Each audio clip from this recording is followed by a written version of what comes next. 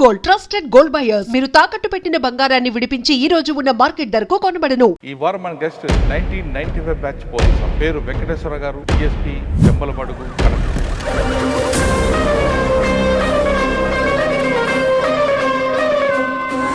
పనిచేసిన 5 నెలల్లో మీకు బాగా గుర్తుండిపోయిన కేసు అని చెప్పండి. సివిల్ మ్యాటర్లో డబ్బులు ఇవ్వలేదని అతన్ని తల పగలగొట్టి వాళ్ళ అమ్మాయిని కిడ్నాప్ చేసుకోవాలి. ట్రాన్స్ఫర్ కొండైపిల్లు సింగరాయకొండ దగ్గర ఒక ఇద్దరు వింతా వెంకటేశ్వర రెడ్డి అనే అతన్ని ఒక 4 రౌడీ షీటర్లు ఫాలో అయ్యి అతన్ని రోడ్డు మీదే చంపేస్తారు. వాళ్ళు నందుకూరులో ముద్దాయి దొరుకుతారు. వాళ్ళకి దొరికినప్పుడు వాళ్ళిద్దరిని సీన్ రీకన్స్ట్రక్షన్కి తీసుకెళ్ళినప్పుడు వాళ్ళ మీద తిరగబడి కత్తితో కూడా నరకడం జరిగింది ఒక కానిస్టేబుల్ వాళ్ళలో ఒకటి. ఆ కేసులో అప్పుడు తెలిసింది సార్ నాకు అసలు ఆఫీసర్స్ అంటే ఏందని. కేసు నుంచి మరి గుణపాఠం నేర్చుకున్నారు? బాగా నేర్చుకున్నాను సార్. సార్ సంతమాగలూరులో ఒక సామాజిక వర్గం వాళ్ళు డామినేషన్ ఉంటుంది, వాళ్ళని ఎలా డీల్ చేసుకొచ్చారండి? అప్పుడు గిరణాలు లేవు సార్, మర్డర్లే. సంతమాగలూరు లోకల్ గా మర్డర్ దారిన కోర్టుకు వెళ్ళేటప్పుడు సింగరకొండ దగ్గర వీళ్ళిద్దరిలో కూడా చిన్న ముఠా పెద్ద ముఠా అని ఉండేది. ఒక రోడ్డు సెంటర్ లో చావడి ఉండేది. అటుపోయినా మర్డర్ జరిగిద్ది, వాళ్ళు ఇటుపోయినా మర్డర్ జరిగిద్ది. ఆడవాళ్ళ జోలికి ఎవరు రా. పోలీసోడు లాగా చేస్తే ఎక్కడైనా ఫ్యాక్షన్ తగ్గిద్ది అనేది. పోలీసు లాగా అంటే ఏం చేయాలి? ఆయన ఎందుకో నేను పనిచేసిన 2 సంవత్సరాల 4 నెలలు 2 సంవత్సరాల 2 నెలలు నాతో మాట్లాడకుండానే ఉద్యోగం చేస్తాను. ఆయన మాట్లాడదా? మాట్లాడతాడు సార్. ఎప్పుడు మాట్లాడినా కూడా 2.5 సంవత్సరాల్లో ఒంగోలు తాలూకాలో మీకు మార్క్ ఏముంది? అక్కడ హేమకృతి లేడీని రేప్ అండ్ మర్డర్ చేసి ఒక పొలంలో పడేసి వెళ్ళిపోయారు. వాళ్ళ అక్క దగ్గర నుంచే ఆవిడ బయలుదేరింది, మర్డర్ అయ్యింది. నాకు సీన్ లో చిన్న కాగితం ముక్క దొరికింది సార్. ఆ కాగితం ముక్క మీద ఫోన్ నెంబర్ ఉంది. ఈ అక్క కూతురు ఫోన్ చేసి వీళ్ళని ట్రాప్ చేసి తను ఏదో ఎస్ఐగా కూతురు ఎస్ఐగా ఎందుకు యాక్ట్ చేసింది? సెక్సువల్ గా ట్రాప్ చేసింది. రా ఒకసారి మనం కలుద్దామని చంపేశారు, ప్లస్ రేప్ చేసేసారు. చంపిద్దరు, రేప్ చేశారు. వాళ్ళు పట్టుకుంటారు, ఈడి పనిలో ఈడుంటాడు, వాళ్ళ పనిలో ఒక పక్క సమక్షంలో ఆ ముందు అక్కడ ఆవిడ పక్కా ఉంది. తర్వాత నేను కొన్ని ఇబ్బందులు పడ్డాను. మంచి కేసు చేశారు కదా కన్విక్షన్. అన్యాయంగా సస్పెండ్ అయ్యా. వాళ్ళు కూడా సస్పెండెడ్ ఆఫీసర్ అనగానే కొంచెం తక్కువగానే చూస్తారు. కానీ సస్పెండ్ ఎందుకయ్యారో చెప్పట్లేదు. నేను అసలు మర్చిపోలేని ఇన్సిడెంట్. నేను ఎంఆర్ఓ ఆఫీస్లో పనిచేశాను కదా sir. Officer party powerful lady, నా పార్టీ కదా. ఏంటి చదవవా అన్నాడు. మీరు చేసిన అన్యాయం చదవటం ఎందుకు సార్? ఇంటి ఇచ్చారు మీరు. రైల్వేలో ఒక మేజర్ కేసు పట్టుకుంది. ఒక వైశ్యాస్ అతను గోల్డ్ వ్యాపారం చేసి గోల్డ్ తీసుకొని వస్తూ బాపట్ల యువతల చీరాల చినగంజాం దగ్గర జస్ట్ అట్ట క్రాస్ అయ్యింది. స్లోగానే ఉందని దిగటాన్ని ట్రై చేసి పడిపోతాడు, ఇంజురీ అవుతాడు. సూట్ కేసు అవతల పడిపోతుంది. ఈ సూట్ కేసును తీసుకొని స్టేషన్ మాస్టర్కి ఇస్తారు. మరుసటి రోజు వాళ్ళ పేరెంట్స్ వచ్చి 700 గ్రాములు గోల్డ్ 5 లక్షల క్యాష్ రిపోర్ట్ ఇచ్చారు. తర్వాత చివరికి మొత్తం 1200 గ్రాములు 1300 గ్రాములు రికవరీ చేశాను. అంటే స్టేషన్ మాస్టర్ ఇచ్చాడు కదా. జనరల్గా రైల్వేలో ఏంటంటే గ్యాంగ్ మ్యాన్ తీసుకెళ్లి ఇవ్వడం కరెక్టే, వాళ్ళ ముగ్గురు పంచుకోవటం కరెక్టే. రికవరీ చేసిన తర్వాత మీరు నమ్మరు సార్, నాకు నరకం కనపడింది. 1300 గ్రాములు కదా, 700 గ్రాములే కదా రికార్డు. మిగతా 500 సంగతి 600 సంగతి ఏందంటు. అతను బాధ అంతా ఇది కాదు. ఇది సార్ రైల్వే తర్వాత ఎక్కడికి వచ్చారు? ఇంకొక దురదృష్టమైన ప్లేస్ చీరాల. ఆయన నన్ను బలవంతంగా చీరాల వేయించుకోగానే దురదృష్టకరమైన సంఘటన, పోలీస్ స్టేషన్ ముందు ఒక ఇష్యూ జరిగింది, ఒక అతన్ని కొట్టడం వాళ్ళ బ్రదర్. దానిలో నేను కేసు కట్టాను, యాజ్ పర్ మెరిట్స్ చేశాను. మన ఈ అతి తెలివే మనకి కొడతదని. సీసీ కెమెరా డబ్బులు తిన్నారని సస్పెండ్. దానిలో తిన్నారని కూడా కాదు సార్, దానిలో గొప్ప రిపోర్ట్ అది.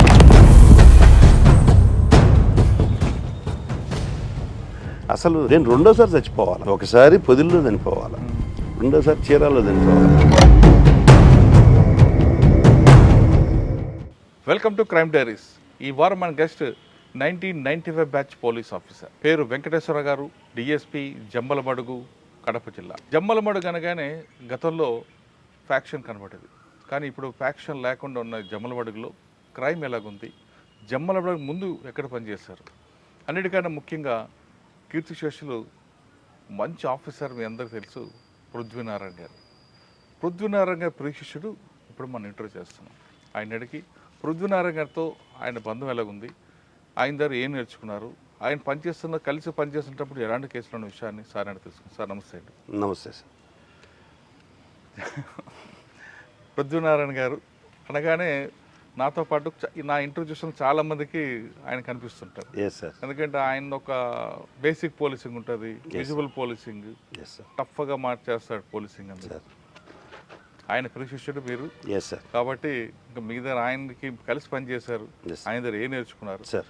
మీరు డిపార్ట్మెంట్కి వచ్చినప్పుడు ఆయన ఉన్నారు కాబట్టి ఇద్దరు కలిసి పనిచేసినప్పుడు ఎలా ఏ విధంగా ఉంటుంది, ఇప్పుడు ఏ విధంగా పోలీసింగ్ ఉంది, ప్లస్ జమ్మలమడుగు అనగానే ఒకప్పుడు ఫ్యాక్షన్, ఇప్పుడు ఫ్యాక్షన్ లేని జమ్మలమడుగులో ఏం వర్క్ ఉంటుంది? ఈ ప్రశ్నలు సమాధానం చెప్పే ముందు వెంకటేశ్వర గారి కుటుంబ నేపథ్యం, పోలీస్ యూనిఫామ్ ఎందుకు వేసుకున్నారు? ముందుగా నమస్కారం సార్. అసలు పృథ్వీనారాయణ గారి శిష్యుడు అనగానే గూస్ బంప్స్ వచ్చేస్తాయి సార్, అందులో డౌటే లేదు. బేసికల్గా మా నాన్నగారు ప్రాసెస్ సర్వర్గా కోర్టులో పనిచేసేవారు సార్. నేను ఆంధ్ర యూనివర్సిటీలో ఎంకామ్ చేసి లా చేస్తుండగా నాకు ఫస్ట్ రెవెన్యూలో ఎంఆర్ఓ ఆఫీస్లో ఏఎస్ఓగా అంటే అసిస్టెంట్ స్టాటిస్టికల్ ఆఫీసర్గా వచ్చింది సార్ ఫస్ట్ జాబ్. అదొక 6.5 years చేశాను సార్. అంటే 89 ఏఎస్ఓని 95 ఆగస్టులో ఈ సబ్ ఇన్స్పెక్టర్ రావడం జరిగింది. సబ్ ఇన్స్పెక్టర్ రావడానికి గల నేపథ్యం ఏంటంటే, నేను రెంటచింతల ఎంఆర్ఓ ఆఫీసులో పనిచేసేటప్పుడు రాఘవరావు గారు అని చెప్పేసి ఒక ఎస్ఐ గారు ఆయన పిస్టల్ పెట్టుకొని పోతుండేవాడు. నేను ఎంఆర్ఓ ఆఫీసులో ఉండి ఆయన చూసి ఇద్దరం షటిల్ ఆడుతుండేవాళ్ళం. రాఘవరావు గారు నేను. ఆయన్ని చూసి ఆయన మంచి నీట్ ఫిట్తో ఉండేవాడు, నేను కూడా ఆయన హైట్ ఈక్వల్గా ఉండేవాడిని. నాకు ఇద్దరు కానిస్టేబుల్స్ ఫ్రెండ్స్ సార్. వాళ్ళిద్దరూ ఉండి, సార్ మీరు హైట్ బాగున్నారు, మీరు ఇదేంటి సార్ మీరు ఎస్ఐ అయితే బాగుంటారు అని చెప్పేసి వాళ్ళు నన్ను ప్రొవోక్ చేసి మేము ముగ్గురము ఎగ్జామ్ రాయటం జరిగింది. బై బ్యాడ్ లక్ మేము ఇద్దరం సెలెక్ట్ అయ్యాము. అందులో ఆ కానిస్టేబుల్ నేను, అతను వెంకటేశ్వర రెడ్డి అని అతను, ఇద్దరము 95లో సెలెక్ట్ అవ్వడం జరిగింది. ఇది ఎస్ఐకి ఉన్న నేపథ్యం. తర్వాత ఎంఆర్ఓ ఆఫీస్లో పనిచేసేటప్పుడు నాకు ఎంఆర్ఓతో ఒక అనీవెన్ రిలేషన్ ఉండేది. నేను ఆంధ్ర యూనివర్సిటీ నుంచి రావటం, పాత తహసీల్దారులు ఇప్పుడు తహసీల్దారులు కాదు సార్, రాత్రి 9-10 దాకా ఉండేవాళ్ళు. మేము ఈవినింగ్ 5 గంటలకి నా ఆఫీస్ అయిపోయిందని నేను బయటికి వెళ్తే నన్ను బస్ స్టాండ్లో ఉంటే పిలిపించేవాడు వెనక్కి, ఎవరిని అడిగి వెళ్ళామని. నేను క్యాజువల్గా 5 తర్వాత మిమ్మల్ని అడగాల్సిన అవసరం లేదు సార్ అని అనేవాడిని. నువ్వు అడిగి వెళ్ళాలంటే నేను అడగను, నా టైమింగ్ 10 to 5, ఈలోపు మీరు రాకపోతే మీరు అడగండి అని అతనితో ఇట్లా అనీవెన్ రిలేషన్షిప్ ఉండేది. లీవు కావాలన్నా కూడా చాలా కష్టంగా ఉండేది. అతన్ని బతిమలాడుకొని లీవ్ తీసుకోవాల్సి వచ్చేది. ఈ నేరేషన్లో నేను అప్పటికీ గ్రూప్ 1 2 times ఇంటర్వ్యూ కూడా పోవటం జరిగింది. నేను సెలెక్ట్ కాల. నేను రెగ్యులర్గా చదువుతూనే ఉన్నాను. కాకతాళీయంగా మా కానిస్టేబుల్స్ ప్రొవోక్ చేసిన దాని మీదట నేను సబ్ ఇన్స్పెక్టర్గా రావడం జరిగింది. వన్స్ సబ్ ఇన్స్పెక్టర్గా సెలెక్ట్ అయిన తర్వాత మా ఫాదర్ నన్ను తిట్టాడు, ఎవడరా నువ్వు ఈ ఉద్యోగం సెలెక్ట్ చేసుకున్నావు, యూజ్లెస్ ఫెలో అని. మా ఫాదర్ ఈవెందో ఈజ్ అటెండర్ క్యాడర్. అదేంటిదన్నా ఇలా ఈ పోస్ట్కి అసలు ఎంతో ఉంది, అలాంటి పోస్ట్ని వద్దంటావు ఏంటంటే, చీచి శవాల మీద డబ్బులు ఏరుకునే పోస్ట్ దానికి వెళ్తావను అని మా ఫాదర్ అంటుంది. అది అయినా సరే వచ్చింది వెళ్తానన్నావు కాబట్టి నీకు కొన్ని చెప్తాను, ఎప్పుడు గుర్తుపెట్టుకో, కింద వాళ్ళని బాగా చూసుకో. నీకు పేరు తెచ్చినా కింద వాళ్ళే, చెడు తెచ్చినా కింద వాళ్ళే, వాళ్ళని బాగా చూసుకో. బికాస్ నన్ను సరిగా చూడట్లేదు వీళ్ళు, ఆయన ఉద్దేశంతో. రెండోది, ఎవరైనా నిన్ను చెప్పాలంటే ఆనందరావు గారు అబ్బాయి అని చెప్పాలి, వెంకటేశ్వరరావు వాళ్ళ నాన్న ఆనందరావు అని చెప్పి చెప్పకూడదు అని. ఎప్పుడు శవాల దగ్గర ఎప్పుడు కూడా చేయజాపమాక. ఈ 3 సిద్ధాంతాలు నేను ప్రూవ్ చేశాను. ఆనందరావు గారు అబ్బాయి అనిపించుకున్నాను. నా కింది స్టాఫ్తో మంచి ఆఫీసర్గా కొనియాడబడ్డాను. ఇది ఫస్ట్ పోస్టింగ్ నాకు అర్ధవీడు ప్రొబేషనరీ సబ్ ఇన్స్పెక్టర్గా నరహరి గారు సార్, మా గురువు గారు. ఆయన మునగాడు ఆఫీసర్, ఇప్పుడు రిటైర్ అయ్యి అడిషనల్ ఎస్పీగా అనంతపూర్లో ఉన్నారు సార్. Very good officer. ఆయన లక్షణాలు, పృథ్వీనారాయణ గారి లక్షణాలు నా దగ్గర మెండుగా ఉంటాయి సార్. ఓకే. అర్ధవీడు తర్వాత డైరెక్ట్ కందుకూరు టౌన్ సార్. అప్పట్లో first sub divisional head quarter posting నాకు ఒక్కడికే ఇచ్చారు మా బ్యాచ్లో. ఓకే. అప్పుడు శివరామ్ గారు ఎమ్మెల్యే గారు, ఆయనకి నాకు టర్మ్స్ బాగాలేకపోవటం వితిన్ 5 monthsలో నేను మళ్ళీ పని చేసిన 5 నెలల్లో మీకు బాగా గుర్తుండిపోయిన కేసు అని చెప్పండి. అక్కడ వాళ్ళ యాక్చువల్గా శివరామ్ గారు వాళ్ళ వదిన గారు కొంతమంది మనుషులతో వచ్చి వాళ్ళు ఒక సివిల్ మ్యాటర్లో డబ్బులు ఇవ్వలేదని ఒక అతని తల పగలగొట్టి వాళ్ళ అమ్మాయిని కిడ్నాప్ చేసుకొని వెళ్తూ ఉంటే మేము ఇంటర్సెప్ట్ చేసి పట్టుకోవడం జరిగింది. పట్టుకొని కేసు కట్టాం, నాన్ బెయిలబుల్. అప్పట్లో విపరీతమైన ప్రెషర్స్ వచ్చినాయి, బట్ ఎక్కడా కూడా ప్రెషర్స్కి లొంగకుండా రిమాండ్ పంపించడం జరిగింది. అది ఒక సెన్సేషనల్ కేసు అని ఆ రోజుల్లో. ఆ దెబ్బతో కొండేపి ట్రాన్స్ఫర్. కొండేపిలో ఉండగా నాకు సంబంధం లేదు, కానీ సింగరాయకొండ దగ్గర ఒక ఇద్దరు వింతా వెంకటేశ్వర రెడ్డి అనే అతన్ని ఒక 4 రౌడీ షీటర్లు ఫాలో అయ్యి అతన్ని రోడ్డు మీదే చంపేస్తారు సార్. రోడ్డు మీదనే. ఆ రోడ్డు మీద చంపేసినప్పుడు ఆ కేసులో మా సిఐ గారు కాళికా ప్రసాద్ రెడ్డి గారు మమ్మల్ని పిలవటం జరిగింది. మేము ఆ రోజు సాయంత్రం వాళ్ళు కందుకూరులో ముద్దాయి దొరుకుతారు వాళ్ళకి. దొరికినప్పుడు వాళ్ళిద్దరిని సీన్ రీకన్స్ట్రక్షన్కి తీసుకెళ్ళినప్పుడు మా సిఐ మీద తిరగబడతారు. మా సిఐ దీనిలో పోచ్చులో ఉన్న పిస్టల్ని లాగేస్తారు. అప్పుడు నా దగ్గర ఉన్న రివాల్వర్తో నేను వాళ్ళని కాల్చడం జరిగింది, ఇద్దరిని.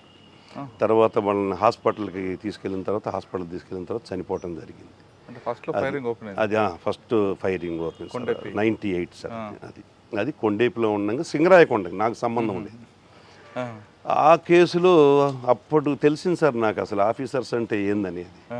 నా కేసు నేనే సీడీ కొట్టుకోవాల్సి వచ్చింది. నా కేసు నేనే హైకోర్టులో తిరగాల్సి వచ్చింది. సపోర్ట్ చేయలేదా?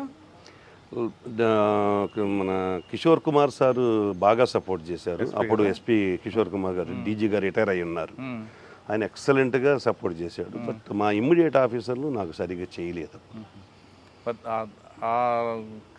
కేసు నుంచి మరి గుణపాఠం నేర్చుకున్నారా? బాగా నేర్చుకున్నాను సార్. అంటే ఓవరాల్గా చెప్తే ఏం చేయాలి, అంటే ఓవరాల్గా ఇది ట్రూ సార్. అందరూ ఫాల్స్ అనుకుంటారు, కానీ నేను అప్పుడే చదువుకొని రావటం, అప్పుడే ట్రైనింగ్ నుంచి రావటం, నేను ఇంకా మర్చిపోవాలా ఏంటనేది, రైట్ ఆఫ్ ప్రైవేట్ డిఫెన్స్ ఎలా వాడుకోవచ్చు అనేది చదువుకొని ఉన్నాను. వాళ్ళ మీద తిరగబడి కత్తితో కూడా నరకడం జరిగింది ఒక కానిస్టేబుల్, వాళ్ళల్లో ఒకడు. యాక్చువల్గా వెపన్స్ని సెర్చ్ చేయటం కోసం తీసుకెళ్లారు అక్కడికి. వాడు తీసుకుంటూ ఒకడేమో కానిస్టేబుల్ నరికాడు, ఒకడేమో కత్తి పట్టుకొని అతను ఇది లాగటం జరిగింది. ఆ ఎఫెక్ట్లో జరిగింది. దానిలో మేము ఇక చేయకూడదు అంటారు మీ వాళ్ళు? చేయకూడదు అనలేదు సార్. చేసిన తర్వాత కొంత ప్రొసీజరల్ ఇది ఉంటుంది సార్ మాకు. తర్వాత మమ్మల్ని హైకోర్టులో వేశారు. హైకోర్టులో మా మీద మర్డర్ కేసు కట్టమని చెప్పి జడ్జిమెంట్ ఇచ్చారు. దాని తర్వాత మళ్ళీ మేము డివిజన్ బెంచ్కి అప్పీల్కి వెళ్ళాం. అయితే ఈ అప్పీల్కి వెళ్ళే ప్రాసెస్లో వీటిల్లో కొంత లీగల్ సపోర్ట్ అవసరమైంది. మేము అప్పటి వరకు బుడ్డోళ్ళం, మాకేమీ తెలియదు, మేము కొత్త. కోర్టు కూడా పెద్దగా తెలియదు, హైకోర్టు అంటే అస్సలు తెలియదు. మరి అక్కడికి పోయి ముద్దాయిల్లాగా మేము నిలబడాలంటే ఇగో అడ్డం వస్తుంది.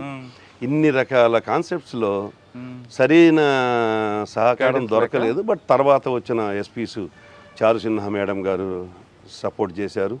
తర్వాత మనీష్ కుమార్ సిన్హా గారు మాకు ఖమ్మంలో ఉండగా, మనీష్ కుమార్ సిన్హా గారు మాకు ఏఎస్పీ గారు, ఆయన మాకు సపోర్ట్ చేశాడు. ఏదున్నా ఇమ్మీడియట్ ఆఫీసర్స్ సరైన సపోర్ట్ ఇవ్వలేదని ఏదో ఒక లెసన్ వచ్చింది. ఆ లెసన్ అయితే వచ్చింది పక్క. కొండేపి తర్వాత అంటే ఆ ఎఫెక్ట్ ఎక్కడికి వచ్చారు? కొండేపి తర్వాత పర్చూరు వెళ్ళాను సార్.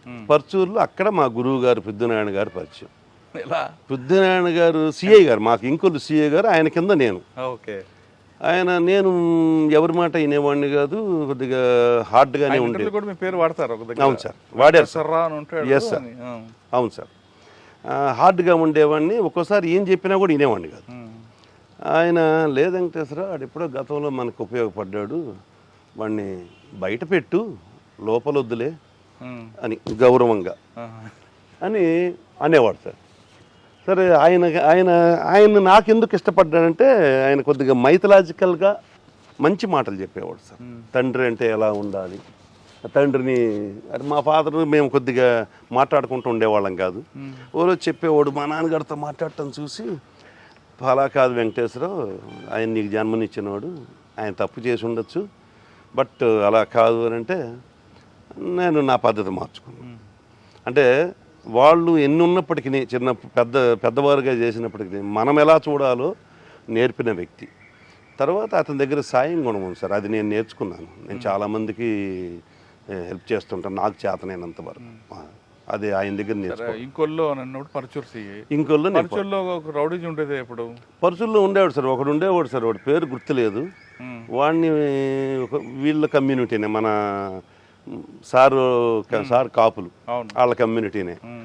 అయినా సరే వాడిని ఒక రోజు తీసుకొచ్చి మంచి కౌన్సిలింగ్ చేసాం. ఒక అమ్మాయిని ఇల్ట్రీట్ చేస్తే దాంతో ఆయన పాపం నాకు చెప్పలేక వెంకటేశ్వర అయినంత వరకు చాలు రిమాండ్కి పంపించాను. నేను లేదులేండి సార్, వాడు చేసిన దానికి ఈ రిసీవ్డ్ ఆల్ అని ఈయన గౌరవం మీద, బట్ కంట్రోలింగ్ ఉండేది. పరచూరులో సార్ కొట్టుపాటి వర్గం గాదె వెంకటరెడ్డి, మాకు అప్పుడు గొట్టిపాటి వర్గం ఏం లేదు సార్, ఓన్లీ గాదె వెంకటరెడ్డి ఉండేవాళ్ళు అంతే సార్.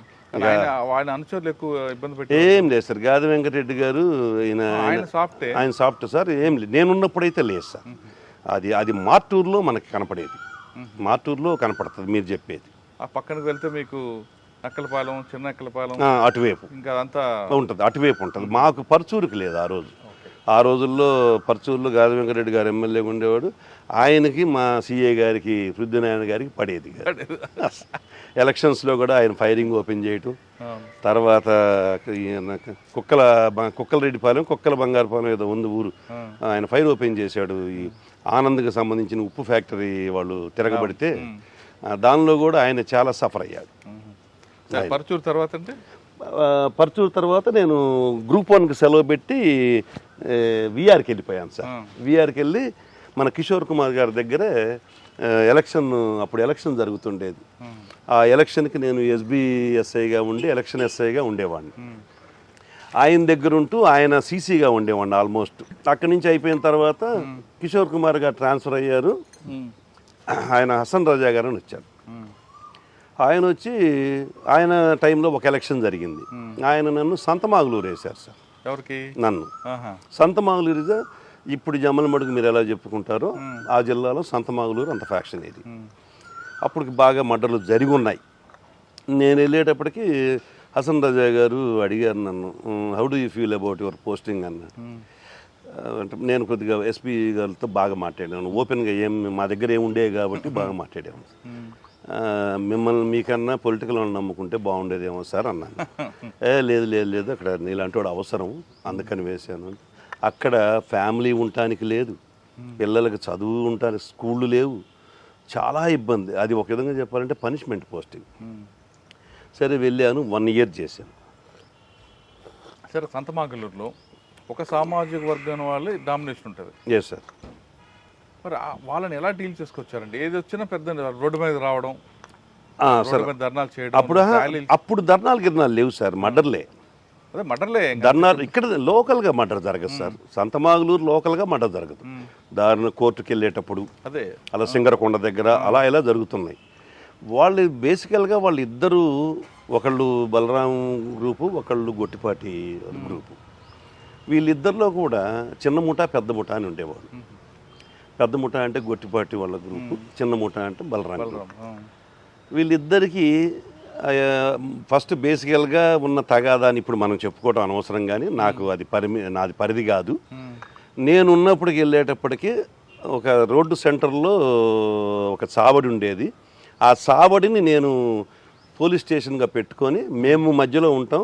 వీళ్ళు అటుపోయినా మర్డర్ జరిగిద్ది, వాళ్ళు ఇటుపోయినా మర్డర్ జరిగిద్ది. ఆడవాళ్ళ జోలికి ఎవరు రారు, ఆడవాళ్ళు ఫ్రీగా తిరుగుతారు. ఇట్లాంటి పొజిషన్లో 1 ఇయర్ చేశాను.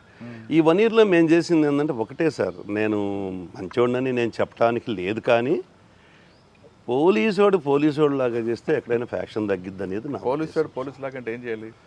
ఉన్నది ఉన్నట్టుగా చేయాలి, ఉన్నది ఉన్నట్టుగా. బేసిక్ ఏం తెలుసు చేయాలి, అది ఉన్నది ఉన్నట్టుగా బేసిక్. అసలు అక్కడ ఏం జరిగిందో అదే చేయాలి. అంటే ఎవరి పక్కన ఉండకుండా చేస్తే, మేము అప్పటికి చిన్న పిల్లోళ్ళం కాబట్టి, కుర్రోళ్ళం కాబట్టి మేము ఉన్నది ఉన్నట్టుగా చేసాం. మాకు అదే ఆ నెక్స్ట్ ఇంకో పోస్టింగ్ రావడానికి కూడా కారణం. ఓకే, దాని ఇంపాక్ట్ ఎక్కడ వచ్చింది? దాని ఇంపాక్ట్ 1 ఇయర్లో వాళ్ళు అందరూ కలిసి కలిసిపోయే స్థాయికి వచ్చారు సార్. నా తర్వాత ఇంకొక ప్రభాకర్ సిఏ గారని వచ్చారు. ఆయన వచ్చి వాళ్ళందరినీ కలిపి బొడ్రాయి దగ్గర కలిపాడు. స్టిల్ బొడ్రాయి దగ్గర కలిపిన మళ్ళా ఒక మర్డర్ జరిగింది సంతమాగులూరు. అంటే ఆయన ముందు యాక్ట్ చేసి నమ్మకం ముందు తిరుగుతున్నా మరలా నన్ను సెకండ్ టైం సంతమాగులూరు పంపించారు పోస్టింగ్. నేను ఇప్పుడు ఖమ్మంలో ఉన్నాను. ఖమ్మంలో చాలా హ్యాపీగా ప్రశాంతంగా ఉన్నా. మా మార్కాపూర్ ఏరియా అంటే చాలా హ్యాపీగా ఉంటుంది. నక్సలైట్లు అదేదో ఉంటుంది ఉన్నారు కానీ మాకు చాలా కొద్దిగా హ్యాపీ కింద లెక్కే. మళ్ళా సంతమాగులూరు అప్పుడు లడ్డా సార్, ఇప్పుడు ఇంటెలిజెన్స్ డిఎస్పీ గారు, ఇంటెలిజెన్స్ డీజీ గారు, లడ్డా గారు అక్కడికి వెళ్తే అక్కడ పబ్లిక్ అడిగారట, మీరు అనవసరంగా వెంకటేశ్వరరావు ట్రాన్స్ఫర్ చేశారు, మీరు ఆయన చేయకుండా ఉంటే ఈ మర్డర్ జరిగి ఉండేది కాదు. నాకు తెలియదు అని ఆయనే చెప్పారు సార్. సంతమాగులూరు సెకండ్ టైం వచ్చారు. సెకండ్ టైం వచ్చా కూడా మర్డర్ అయిందా మళ్ళీ? లేదు సార్, మళ్ళీ నేనున్నది అక్కడ మళ్ళీ 40 రోజులే. మళ్ళీ 40 రోజుల్లో పొలిటికల్ ఈక్వేషన్స్ వర్కౌట్ కాలేదు. మళ్ళీ నన్ను గుడ్లూరు వేశారు. అక్కడి నుంచి గుడ్లూరు వెళ్ళా, లడ్డా గారే. గుడ్లూరులో ఒక 8 months చేశాను. గుడ్లూరులో అంత చెప్పుకోదగినంత ఏం లేదు సార్. గుడ్లూరు తర్వాత మళ్ళా లడ్డా గారు ఒంగోలు తాలూకా వేశారు. సో తాలూకాలో ఇక నేను తాలూకా వెంకటేశ్వరరావుగా స్థిరపడిపోయాను సార్. అక్కడ 2.5 years చేసిన ఏకైక పోలీస్ ఆఫీసర్. అంత గట్టిగా ఏం చేస్తారు, అది headquarter sir, Ongole headquarter, Ongole taluka 24 hours ఉద్యోగమే సార్. దానికి తోడు మాకు అక్కడ పనిచేసిన ఎస్పీలు లడ్డా గారు, బాలసుబ్రహ్మణ్యం గారు, తర్వాత వినీత్ బిజిలాల్ గారు, ముగ్గురు మనిషిలో ఉన్న సత్తను మొత్తాన్ని తీస్తారు సార్. అలాంటి ఆఫీసర్లు ఇక వాళ్ళ దగ్గర ఉన్న. అయితే అటాక్ అప్పుడు మీరు అక్కడే ఉన్నారా సార్? లడ్డా గారు అటాక్ అప్పుడు నేను అక్కడే తాలూకా. సార్ ఈ ముగ్గురు ఆఫీసర్ల మీకు ఎవరు బాగా నచ్చింది? ముగ్గురు సార్, ముగ్గురు గట్టి ఆఫీసర్లు సార్. అయితే ఎక్కువ కాలం పనిచేసింది నేను బాలసుబ్రహ్మణ్యం గారి దగ్గర. బాలసుబ్రహ్మణ్యం గారు ఆయన లడ్డా గారు అప్పుడప్పుడు మాతో మాట్లాడతారు సార్. బాలసుబ్రహ్మణ్యం గారు డైలీ మాట్లాడతారు. వినీత్ బిజిలాల్ గారు నేను తక్కువ కాలం ఉన్నా ఆయన దగ్గర. అదే బట్ మన బాలసుబ్రహ్మణ్యం గారి దగ్గర ఉన్నప్పుడు మేము ఏమి జరిగినా, టౌన్లో ఏం జరిగినా నేను ఉండేవాడిని. నా దురదృష్టం ఆ 2.5 సంవత్సరాలు ఏంటంటే కొండారెడ్డి డిఎస్పీ గారు అని ఒక ఆయన ఉండేవాడు సార్. అప్పుడు ఆయన కృష్ణా ఏరియా అతను. ఆయన ఎందుకో 2.5 సంవత్సరం నేను పనిచేసిన 2 సంవత్సరాల 4 నెలల్లో 2 సంవత్సరాల 2 నెలలు నాతో మాట్లాడకుండానే ఉద్యోగం చేశాడు. నేను ఆయన నమస్కారం పెట్టుకుంటే ఉద్యోగం చేశాను. ఆయనకి మాట్లాడదా? మాట్లాడతాడు సార్. ఎప్పుడు మాట్లాడినా కూడా నెగిటివ్ టాకింగ్. నేను అదేవిధంగా కొంతకాలం చూసి తర్వాత ఇక మీరు మారనప్పుడు నేను ఎందుకు మారాలని నేను కూడా నా ఒరిజినల్ స్టైల్కి వెళ్ళిపోయాను. అంటే ఫస్ట్లో తహసీల్దార్ లాగా అంతే. అసలు నేను వీలైనంత వరకు అనిపించుకోను సార్. అంటే పడను. తప్పు ఉంటే మాత్రం కాళ్ళ దగ్గరికి వెళ్తా. దాదాపు ఆ పరిస్థితి రాలా ఈ రోజు వరకు, దేవుడి దయ వల్ల. ఆఫీసర్లు అందరూ నన్ను మెచ్చుకున్న వాళ్ళు. ఈ 2.5 సంవత్సరాల్లో ఒంగోలు తాలూకాలో మీకు మార్క్ ఏముంది? అక్కడ రౌడీల మీద ఉందా లేదా మర్డర్లు ఏమైనా జరిగాయా? మొత్తం సార్ ఎక్కడ మర్డర్ జరిగినా మేము ఉంటాం ఆడ ఫస్ట్. అంటే ఎక్కడ క్లూ లేని మర్డర్ నేను బ్రేక్ చేశారా? క్లూ లేని మర్డరు అక్కడంటే మాకు ఐడి పార్టీ వాళ్ళు ఉండేవాళ్ళు, కానీ పొదిల్లో చేశాను సార్. నేను పొదిలి సిఐగా ఉన్నా 2014 12 to 14 చేశాను. పొదిల్లో ఉన్నప్పుడు ఒక లేడీని, చీమకుర్తి లేడీని ఒక రేప్ అండ్ మర్డర్ చేసి ఒక పొలంలో పడేసి వెళ్ళిపోయారు. అయితే ఆమెను చూసిన తర్వాత నాకు మనిషిని చూడగానే మేము 95 బ్యాచ్ కదా సార్, మాకు అప్ప బాగా నేర్పింది సార్. వాస్తవంగా మా 95 బ్యాచ్ని మీరు ఎవరు చూసినా 95% నా రిజంబ్లెన్సెస్ కనపడతాయి. మా బ్యాచ్లో ఎవరో 5% ఉంటారేమో. మా దగ్గర అన్నీ ఆ క్వాలిటీసే. మేము చూడగానే ఇది ఇక్కడ మర్డర్ చేశారు, ఇక్కడ తీసుకెళ్ళి పడేశారు అనేది నేను చూసిన తర్వాత ఫస్ట్ 25 రోజులు క్లూ లేదు. 2వ రోజు వచ్చేటప్పటికి సార్ సాయంత్రానికి మాకు ముందు బాడీ ట్రేస్ అయింది. ఎనీ కేసు బాడీ ట్రేస్ అయితే సగం ట్రేస్ అయినట్టే. అతను చనిపోయిన ఆమె నా పేరు నారాయణమ్మ అనుకుంటా పేరు, అతని పేరు నారాయణ, నాకు సరిగ్గా గుర్తులేదు. అతను ఒక మాట చెప్పాడు, సార్ మా అక్కయ్య చేసి ఉంటారు సార్ ఈ మర్డరు అని. వాళ్ళు కూడా వచ్చున్నారు ఆ రోజుకి. వాళ్ళ అక్క దగ్గర నుంచే ఆవిడ బయలుదేరింది, ఆ. మర్డర్ అయ్యింది. ఇది మా అక్కే చేసినట్టు సార్. మీ మరి అక్క రేప్ అండ్ మర్డర్ కదా. Rape and murder. ఆ. మాకు అసలు అర్థం కాల. ఆయన ఒక మాట చెప్పాడు నాకు. సీన్లో ఒక చిన్న కాగితం ముక్క దొరికింది సార్. ఆ కాగితం ముక్క మీద ఫోన్ నెంబర్ ఉంది. నేను ఆ కాగితం ముక్క కూడా సీజ్ చేశాను. మా వాళ్ళందరూ ఉండి అదేదో గాలి కొట్టుకొచ్చుంటుంది సార్ అని చెప్పాను. అంటే లేదు సీన్లో ప్రతిదీ మనకు అవసరమే అని చెప్పేసి తీసుకున్నాం. ఆ ఫోన్ నెంబర్ చూస్తే కాజీపేట వచ్చింది. ఇక్కడ కడప కాజీపేటలో వాళ్ళని ఎమ్మటే సిడిఆర్స్ తెప్పిస్తే వాళ్ళ లొకేషన్ ఇక్కడే ఉంది. సో వాళ్ళు కాదు, రూల్ అవుట్. ఇక మాకు క్లూ లేదు. వాడేమో 24 గంటలు మక్కే చేసింది సార్ అంటున్నాడు. నేను ఎలా ఫిక్సప్ చేయాలి? వాళ్ళు డైలీ వస్తున్నారు, మాతో మాట్లాడుతున్నారు.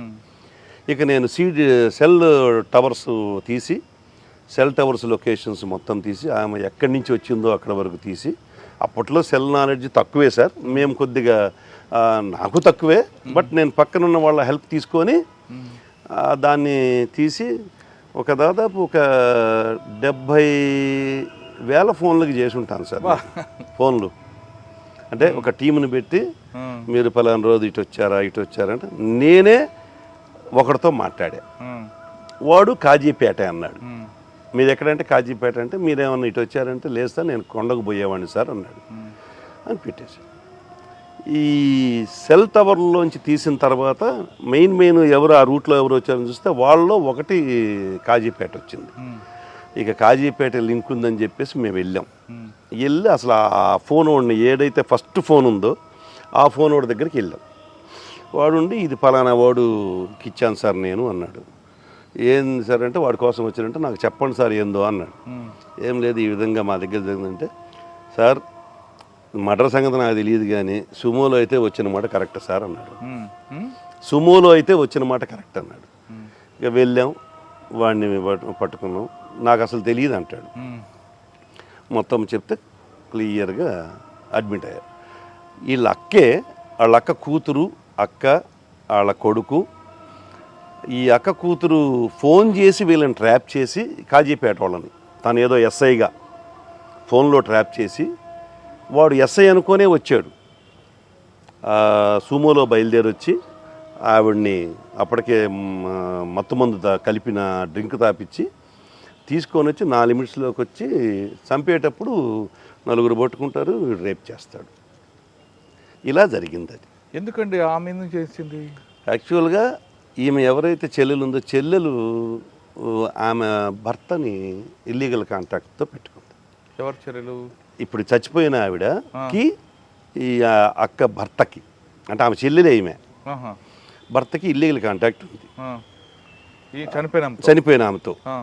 అతను ఈమె కోసం చీమకుర్తి వెళ్తూ చీమకుర్తిలో దారిలో యాక్సిడెంట్ అయి చచ్చిపోతాడు.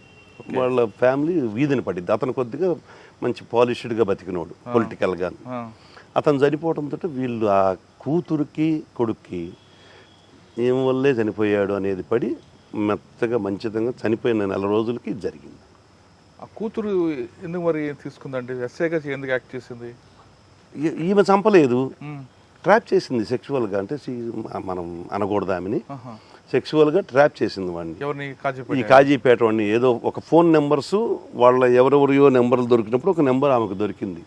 ఇక రెగ్యులర్ కాంటాక్ట్ చేస్తూ అతనితోటి నువ్వురా నేను నీకు ఫస్ట్ మర్డర్ అని తెలియదు అతనికి, రా ఒకసారి మనం కలుద్దామని చెప్పి పిలిచి నువ్వు 4 తీసుకొచ్చుకో, కొద్దిగా నాకు డబ్బులు ఇవ్వాలి, ఆ డబ్బులు వసూలు చేయాలి కొద్దిగా అని చెప్పేసేసి అని పిలిపిస్తుంది.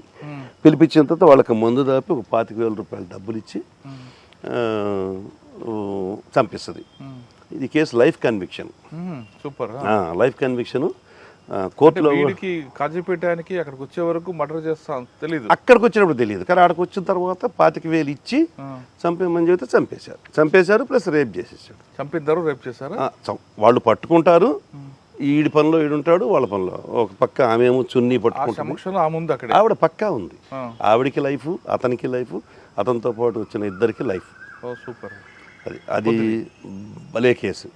ఆ కేసులో నాకు మనస్తృప్తి ఏంటంటే డిటెక్షన్ కాదు, ఆ సూమో డ్రైవర్ని అప్పుడు రఘురామరెడ్డి ఎస్పీ గారు, మా కుల్ రఘురామరెడ్డి గారు, ఆ డ్రైవర్ని కూడా పెట్టమంటారు సార్.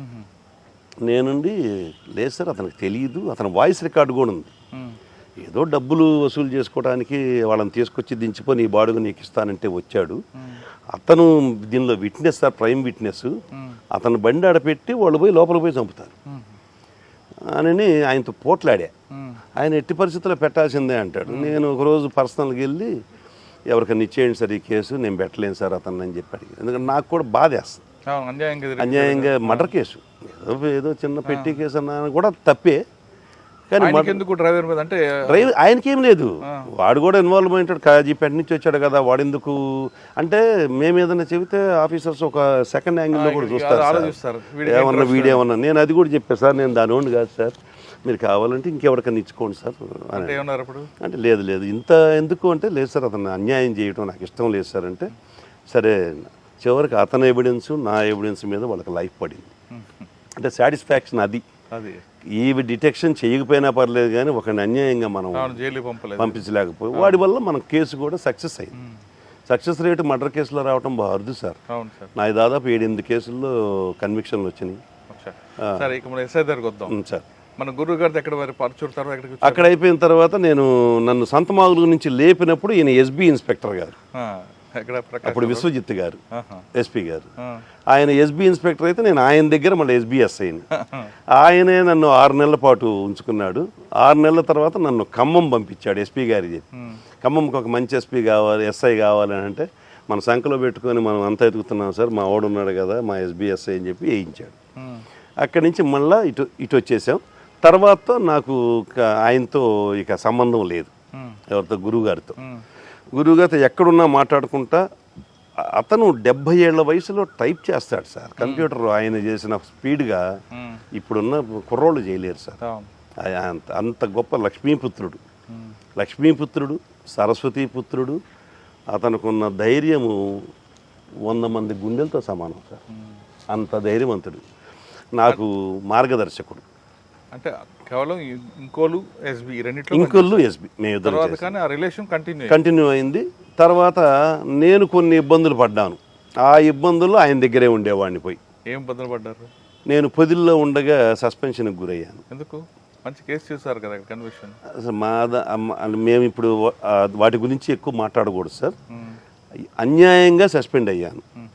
సస్పెండ్ అయిన తర్వాత అందరూ కలిసిపోయి, మామూలు ఎవరైనా సస్పెండ్ అయితే పలానా ఆయన దగ్గరికి పోయి సార్ ఏదో సాయం చేయండి సార్ అంటారు. నేను పోలేదు సార్, నేను డైరెక్ట్ డీజీ గారి దగ్గరికి వెళ్ళాను. ఎవరు డీజీ గారు? అప్పుడు మన ప్రసాదరావు గారు, ఉమ్మడి ఆంధ్రప్రదేశ్ ప్రసాదరావు గారి దగ్గరికి వెళ్తే వాళ్ళు కూడా ఏం సస్పెండెడ్ ఆఫీసర్ అనగానే కొద్దిగా తక్కువగానే చూస్తారు. ఎవరినైనా తక్కువగా సగం చచ్చిపోయినట్టే సార్ సస్పెండ్ అండి. అసలు ఆఫీసరు సగం తక్కువగా చూస్తారు సొసైటీలో కూడా. పక్కన పెట్టిన మీ డిపార్ట్మెంట్ ఏదైతే మాత్రం 80% వాళ్ళని చులకగా చూస్తారు. సార్ అక్కడ నాకు యోగానంద్ గారు హైదరాబాద్లో. యోగానంద్ మంచి ఆఫీసర్. నేను ఆయనకి తెలియదు ఫిజికల్గా, కానీ నా పేరు తెలుసు పక్కన ఉన్న వాళ్ళ ద్వారా.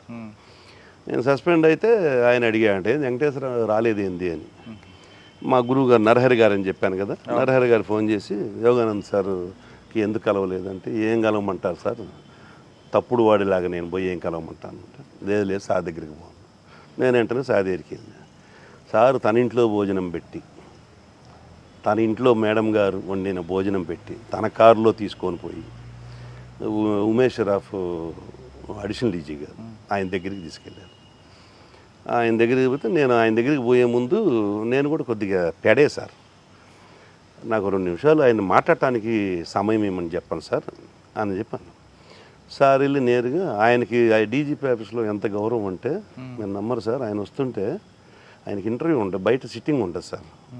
ఏదన్నా ఆఫీస్కి వెళ్ళాలంటే ఐజీ గారి దగ్గరికి అంటే డైరెక్ట్గా వెళ్ళిపోవటం sir. Such a great fellow. నాకు అసలు గుండె అట్ట పొంగిద్ది ఆయన చూస్తే. సరే నేను డైరెక్ట్గా తీసుకెళ్ళాడు. ఏం లేదు సార్, నాకు తెలిసిన ఆఫీసరు, మంచి ఆఫీసరు, ఒక 2 minutes మీతో మాట్లాడటానికి పర్మిషన్ ఇవ్వమన్నాడు, మీరు ఏం సాయం చేయకపోయినా పర్లేదంట. సరే చెప్తే నేను ఒక 3 కాగితాలు తీసి పెట్టి ఆయన ఎదురుగా పెట్టి ఇది చదవండి సార్ అన్న, అండర్లైన్ చేసి. చెప్పబోయా ఏందో అన్నాడు ఆయన.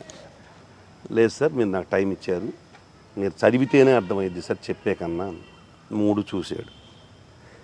ఫోన్ చేసి ఆ కన్సర్న్ ఆఫీసర్ని అడిగాడు, మేము మీ ఇష్టం వచ్చినట్టు చేయటమేనా అంటే. ఆఫీసర్లో కూడా గట్టి ఆఫీసర్లు ఉన్నారని చెప్పుకోవడానికి ఇది ఒక నిదర్శనం. ఆయన రిటైర్ అయిపోయి కూడా ఉన్నారు, చెప్పాల్సిన అవసరం కూడా లేదు. రీసెంట్గా సార్ మా దగ్గరికి వచ్చారు, ఉమేష్ షరాఫ్ గారు. మరుసటి రోజు మధ్యాహ్నానికి రిలీవింగ్ ఆర్డర్ ఇచ్చేశారు సార్. నాకు అలా వచ్చింది రిలీవింగ్ ఆర్డర్. సీనియర్స్ అలా సపోర్ట్ చేస్తారు, సపోర్ట్ చేస్తారు, క్యారెక్టర్ని బట్టి చేస్తారనేది నాకు. కానీ సస్పెండ్ ఎందుకు చెప్పట్లేదు మీరు? సస్పెన్షన్కి రీజన్స్ సార్, నేను ఒక సివిల్ మ్యాటర్ వచ్చింది సార్ పొదిల్లో. అది త్రూ పెద్ద ఆఫీసర్ నుంచి వచ్చింది, ఎవరైతే నన్ను చేశారో వాళ్ళ దగ్గర నుంచి వచ్చింది. అది ఎస్పీ గారి ద్వారా, ఎస్పీ గారు డిఎస్పీ ద్వారా వచ్చింది. నాకు దగ్గరికి కూడా రాలే. డిఎస్పీ గారు నన్ను తీసుకొని పోయాడు, నా లిమిట్స్ కాబట్టి. ఆ సైట్ ఆ దొనకొండ వెళ్ళాం. అప్పుడు కొత్తగా ఆంధ్రప్రదేశ్ రాజధాని దొనకొండ అని వినపడుతుంది బాగా. ఆ దొనకొండ ల్యాండ్ నా కర్మకాలి. నాకు అది ఎప్పుడు నైట్ మేర్ సార్, నాకు ఆ రాజధాని అనేది నేను అసలు మర్చిపోలేని ఇన్సిడెంట్. వెళ్ళాను. నేను ఎంఆర్ఓ ఆఫీస్లో పనిచేశాను కదా సార్. ఆ దొనకొండ ఎంఆర్ఓ నేను పనిచేసేటప్పుడు యూడీసీ, వాడు అక్కడ ఎంఆర్ఓ. అనా అనుకుంటా మాట్లాడుకున్నాం ఇద్దరం కూర్చొని. దీని రికార్డ్ అంతా తీయించాను. వాళ్ళ మనుషులు కూడా వచ్చారు. ఓ పవర్ఫుల్ లేడీ కూడా వచ్చింది. పవర్ఫుల్ లేడీ వచ్చింది. వాళ్ళ పార్టీ, ఆఫీసర్ పార్టీ. ఆఫీసర్ ఏ పార్టీ? ఆఫీసర్ పార్టీ నేను చెప్పేది మీకు అర్థం కావాలి. ఆఫీసర్ పార్టీ, పవర్ఫుల్ లేడీ, నా పార్టీ కాదు, పొలిటికల్ పార్టీ కాదు, అబ్బే ఆఫీసర్ పార్టీ. వచ్చి కూర్చున్నారు. ముందు రికార్డ్ అంతా తీయించాను సార్. ఆఫీసర్ ఎవరో సార్ ఇప్పుడు వద్దులేండి సార్. ఉన్నారు ఇప్పటికీ ఉన్నారు. వారు కూడా మాలాగానే ఇబ్బందులు పడతా ఉన్నారు. అవునా? భగవంతుడు ఉన్నాడు కదా సార్. హింట్ ఇచ్చారు మీరు. అదే ఇవన్నీ తీసిన తర్వాత రికార్డు తీస్తే ఆ 300 ఎకరం ఏదైతే సబ్జెక్ట్ డిస్ప్యూట్ ల్యాండ్ ఉందో అది గవర్నమెంట్ ల్యాండ్ అని జాయింట్ కలెక్టర్ గారు ఇచ్చిన తీర్పు ఉంది. ఆయన నుండి ఇది మీది ఎట్లా అయిద్దండి, ఇది మా ల్యాండ్ అయితే మీరు ఏదంటే కోర్టులో చూసుకోండి అన్నాడు. ఇదంతా కావటానికి కారణం నేను అనేది వాళ్ళ యొక్క ప్రిజంప్షన్. నేను అసలు అప్పటిదాకా ఎవరికి తెలియదు ఇది. ఈ ల్యాండ్ డీటెయిల్స్ రికార్డ్స్ అన్నీ నాకున్న తెలివితేటలు, నాకు అతి తెలివితేటలు అనేది నాకు అప్పుడు తెలిసింది సార్. అతి తెలివితేటలు వాడుకోకూడదని నన్ను అప్పుడప్పుడు కిషోర్ కుమార్ గారు సార్ అంటుంటారు, ఎస్ఐ ఉద్యోగం ఎస్ఐ ఉద్యోగం చేయమంటే సిఏ ఉద్యోగం చేస్తావు, సిఏ చేయమంటే డిఎస్పీ చేస్తావు అని అంటుంటారు sir. Because of my proactive. అంతే సార్. రెండో రోజుకి రిలీవింగ్ ఆర్డర్ వచ్చిందా? రిలీవింగ్ ఆర్డర్ కాదు సార్, నన్ను రమ్మన్నారు. వచ్చిన తర్వాత బండి హ్యాండ్ ఓవర్ చేయమన్నారు. బండి సిమ్ము నేను దేనికైనా రెడీ సార్, నాకు ఎక్కడికైనా ఓకే, అసలు దానిలో నాకు ఇబ్బంది లేదు. ఎమ్మటే ఇచ్చేసాను, బండి పెట్టుకుని బండి వదిలేసి మళ్ళీ వెళ్ళిపోయాను. మళ్ళీ మరుసటి రోజు ఉదయం రమ్మన్నారు. వస్తూ 4 సార్లు ఫోన్ చేశారు. నాకు అప్పటికే అర్థమైంది, ఓహో నాకు ఏదో ప్రిపేర్ చేశారు. నాకు ఆల్రెడీ నైట్ తెలిసింది. పోలీసులు సీక్రసీ లేదు సార్, అడిగినోడికి అడగనోడికి ఇద్దరికి చెప్తారు మా వాళ్ళు, కాబట్టి సీక్రసీ నిజం సార్. రాత్రి తెలిసింది. పొద్దున పోగానే అడిషనల్ ఎస్పీ గారు ఉండి సర్వ్ చేశారు. తీసుకున్నాను, జేబులో పెట్టుకుని. ఏంటి చదవ్వా అన్నాడు. మీరు చేసిన అన్యాయాన్ని చదవటం ఎందుకు సార్, ఇది చేసిన నా కొడుకుని వదిలిపెట్టాను నేను. చేసిన వాళ్ళు ఉన్నారు. మా ఎస్బీ ఇన్స్పెక్టర్ ఒకడు ఉన్నాడు, మా బ్యాచ్ మేట్ అప్పుడు, తిరుమల రావు అని, ఇప్పుడు డిఎస్పీ అయ్యాడు మొన్నే. సరే అతని పాత్ర కూడా కొంత ఉంది. ఏదైనా ఆఫీసర్ డెసిషన్ ఉన్నప్పుడు అతను కూడా ఏం చేయలేడు, కాబట్టి నేను అతన్ని ఫైన్ ఫాల్ చేయలేను. బట్ ఆర్డర్ చేతిలో పెట్టారు. అప్పటికి నేను ప్రకాశం జిల్లాలో ఒక వెలుగుతున్న police officer, law and order ఆఫీసర్గా ఒక్కసారిగా పాతలానికి పడిపోయా. అప్పుడు మళ్ళీ మా గురువు గారు మీరు పృథ్వీనారాయణ గారు, ఇక నా టైం ఎవరన్నా జనరల్గా సస్పెన్షన్లో కానీ ఖాళీగా ఉంటే ఇళ్ళ కాడో లేకపోతే తిరుగుతారు, లేదంటే దాక్కొని ఉంటారు. నేను 24 hours పృథ్వీనారాయణ గారి ఇంట్లోనే ఉండేవాడిని. విజయవాడ, గుంటూరు, ఆయన 2 నాది డైలీ చూసుకునేవాడిని. నా దానిలో ఉన్న లోతుపాతులు అన్ని రికార్డుకి బిల్డప్ చేసుకోవటము, మేమిద్దరం కూర్చొని కొట్టుకోవటము.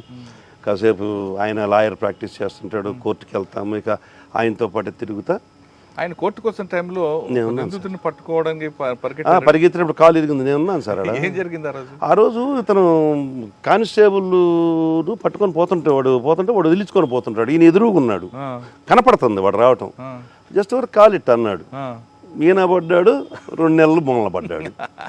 నాకెందుకు వెంకటేశ్వరరావు ఈ వయసులో అంటే, లేదు సార్ మీలో పోలీసు ఉన్నాడు, అందుకే పోలీస్ ఆఫీసర్ చనిపోయేంత వరకు పోలీస్ ఆఫీసర్ సార్, రిటైర్ అయితే పోలీస్ దొరికాడు, తర్వాత దొరికాడు సార్, ఆ రోజుకి దొరకల, తర్వాత దొరికాడు. పట్టుకోవడానికి ప్రయత్నం చేశాడు, కాలు అడ్డం పెట్టాడు సార్. అంటే ఈయనకి ఇతను ఎంత యారోగెంట్ అంటే మన బుద్ధినారాయణ గారు ముందట్ట మాట్లాడతాడు అంతే. ముందు ఏదైనా ఒక లా అండ్ ఆర్డర్ ఇష్యూలో ఫస్ట్ అఫెన్స్ ఇతందే ఉంటుంది, ఇంకా వాళ్ళది ఛాన్స్ ఉండదు. ఒక్కొక్క ఏళ్ళు ఇంత ఉంటుంది సార్ అయింది, కోడితే ముఖం పగిలిపోద్ది, అంత దవడ జారిపోద్ది. మెడ మీద వేస్తుంటాడు కదా, ఇక్కడ వేస్తాడు, దవడ జారిపోతుంటుంది. అయితే తక్కువ ఆయన్ని అట్లనే చూస్తుంటారు అందరికి, ఊరకు తగాదలో వచ్చాడంటే ఇక వెనక వెళ్ళిపోతారు, ముందు బాడీని చూసి వెళ్ళిపోతారు. అవును, తర్వాత రికార్డు బిల్టప్లో కూడా ఆయన తర్వాత ఇస్తారు, అద్భుతమైన రికార్డు సార్. సస్పెండ్ అయిపోయిన తర్వాత ఆయనతో ఉన్నారు, తర్వాత మీకు మళ్ళీ వచ్చింది సార్. మళ్ళా 4 నెలలకే రిలీవ్ అయ్యాను యోగానంద్ గారి ద్వారా.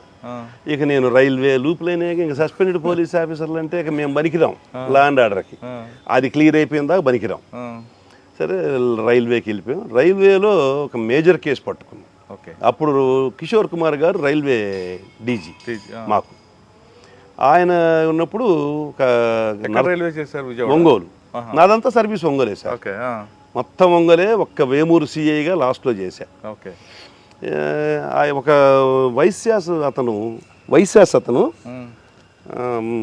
గోల్డ్ వ్యాపారం చేస్తూ గోల్డ్ తీసుకొని వస్తూ బాపట్ల యువతల చీరాల చినగంజాం దగ్గర జస్ట్ అట్లా క్రాస్ అయ్యిద్ది ట్రైన్, ఇట్లా తిరిగిద్ది, స్లోగా ఉన్నట్టు అనిపిస్తుంది మనకు కూడా.